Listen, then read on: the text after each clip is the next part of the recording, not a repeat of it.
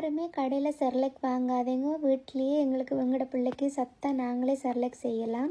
அதுக்கு 1.5 கப் வெள்ளை பச்சரிசி, 1/2 கப் பச்சை அரிசி, 1 கப் கடலை, 1 கப் பயறு, 1 கப் பருப்பு, உங்கள்கிட்ட என்ன பருப்பு இருந்தாலும் போடலாம், 1/2 கப் உளுந்து, 3/4 கப் கடலைப்பருப்பு, ஒரு 10 போல் பாதாம், கொஞ்சமாக பூசணி விதையும் சூரியகாந்தி விதையும் சேர்த்துருக்கிறேன்.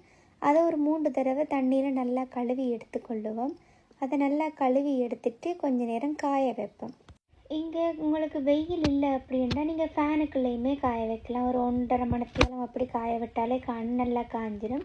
அதுக்கு பிறகு அடுப்பில் பேனை வச்சுட்டு ஒரு கைப்பிடி அளவு கச்சான், ஒரு 10 போல் பாதாம், ஒரு 10 போல் கஜு, மற்றது ஒரு கொஞ்சமாக நற்சீரகம், ஒரு கொஞ்சமாக ஓமம் சேர்த்து அதை நல்லா வறுத்தெடுப்போம்.